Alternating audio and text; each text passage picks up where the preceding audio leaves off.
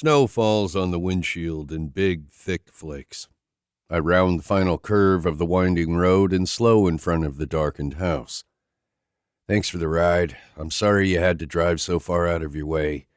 Nick unbuckles as I pull to a stop.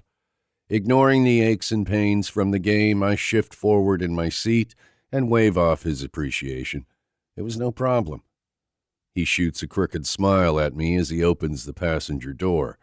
Light floods down into the interior of my car, making the skepticism in his expression more present. "I owe you. I should have known that old truck wasn't going to make it through another Minnesota winter." "You don't owe me anything. I told you a dozen times. I don't mind." "I truly don't. It's all part of the job. I'd do anything for him or any other guy on my team. I make their lives easier, and that lets them focus on showing up every day to play their best hockey. Now you can listen to your music without judgment." He shakes his head at me before getting out of the vehicle. "I don't care what you say. That song just hits," I say in defense of the Sabrina Carpenter song on my playlist. He laughs, shaking his head, as he gets his bag from the back seat. While he does that, I glance around at the soundless, forested area. Even the snow seems to fall quieter out here, as if not to intrude on the stillness of nature. There isn't another house in sight for miles. It's awfully quiet out here. "Just how I like it," Nick says as he stands next to the car, snowflakes falling onto his black beanie and coat. "I've always liked having community, friends, teammates, even neighbors, but I can see the appeal of this, too.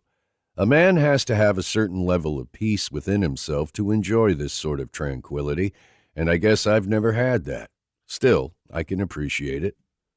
The porch light turns on, and we both glance toward it. An older man stands with Nick's little boy just inside the glass door. Aiden has a mess of dark hair the same color as his father's, and a stuffed bear, tan with a blue bow tie, clutched in one hand.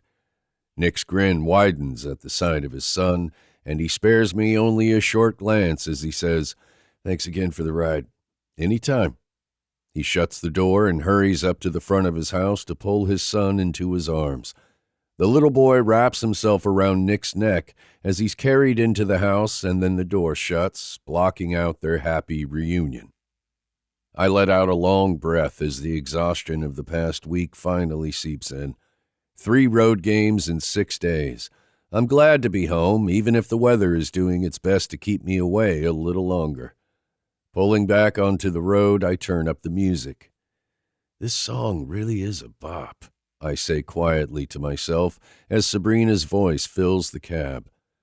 The snow blankets the narrow road, and my headlights cut through the darkness. I make my way back slowly, stretching my neck side to side and rolling my shoulders back to ease the tension. I took a couple of hard hits in tonight's game, and I feel about 10 years older than my 32 years. At the end of the season, the aches and pains always feel worse, but come summer, I'll be missing it like usual. As I'm taking a corner, I feel the tires of my G-Wagon slide on a slick spot. My SUV usually does okay in the snow, but the roads were already icy before this snowfall started. Despite how badly I want to be home, take a hot shower, and climb into bed with ice packs strapped to my body, I force myself to slow down. Nick lives in the middle of nowhere, so everyone else should have already made it home. Still, I press a button on the steering wheel and send a group text to the guys to make sure no one else had any problems. The messages back come in quickly. "Thumbs up, all good, Captain," and a variety of other replies, indicating my teammates managed in the snowy weather conditions.